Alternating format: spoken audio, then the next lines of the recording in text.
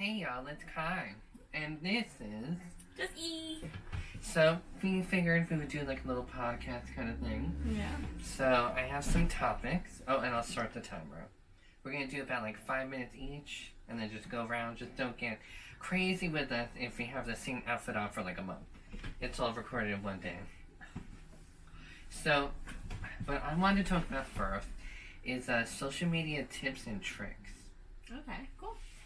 So, like, for me, I recommend, trying to post at least once a day. And then you could use something like Metricool to schedule the posts every day for like a month. And, let's see. What else? Do you have any ideas? I know like a big thing that a lot of people who are successful with it do is they'll prepare a bunch of stuff ahead of time, kind of like what we're doing today, where we're just gonna like pre-film a bunch of stuff. And they have things like prepped and ready about like 3 months or more in advance. So like that's a big piece of it, is not only prepping the actual like footage itself, but like the promo footage around it as well, including like posts on different platforms. And then also coinciding those posts with things that are happening in the real world, like recognizing like what awarenesses are in what months, and what stuff is like trending. I know is a big thing. I'm not really into trends per se, but if you're like me and you're not really into trends, I think like hashtagging and just making sure that you're like collaborating is a big one.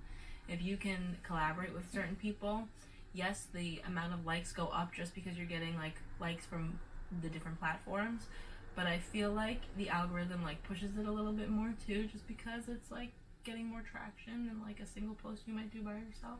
Yeah, and you also get like a merge of two different fan bases too. Exactly. Yeah. So I mean that's like a big one, I think too. Yeah. Yeah, and then it's interesting when it comes to hashtags, because back when I started getting into like social media marketing, they said to use, it's like a different amount for each platform, like Twitter, or now known as X. It used to be like 5 hashtags, and then Instagram was like, Instagram is very interesting because it's like 30 if you're like not that known, and then once you have like 100,000, it's like you could do like 5 or something. It's very interesting how like each platform has like a different set of hashtags. Yeah. Okay. I never even like noticed that. I feel like I just like put as many of it as it'll allow me, but that's when I'm in the hashtagging mood. To be honest, I don't hashtag that much just because I like organic, and that will help you a lot with organic. So I should probably do it more. But I know like a big way that gets me to hashtag more because Thanks, and yeah. So I was saying that like a lot of things that I do to get myself to actually like hashtag properly is I'll write out my paragraph, I'll write out, I shouldn't say paragraph, but I'll write out my description, and then I'll go back into the description and like figure out what buzzwords I could just hashtag, and that's like probably the best form for me of hashtagging. But I know there are so many different ways to do it to attract attention. yeah, it's interesting because there's also these like popular hashtags, like there's FYP for you page, or explore page. And I like those, but at the same time, it also attracts like the wrong people sometimes. So especially like on YouTube, I get all the like rude comments, and I just disable them now, and like for shorts at least.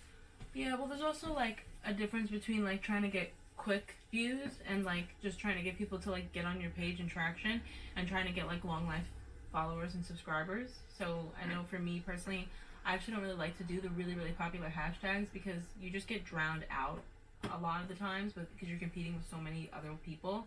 And then on top of that, like if you're not in the time of the trend and you're a little behind and the trend is kind of already at its peak, you kind of don't really get the benefits off of it.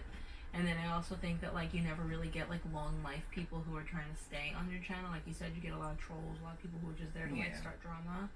So I actually do try to like, usually I'll like, if there's a popular hashtag, I'll try to find something in the same realm that has like a lot less amount of people using, and then like usually I get a little more of like a tight-knit community versus like the trolls, because there are a lot of trolls. Yeah.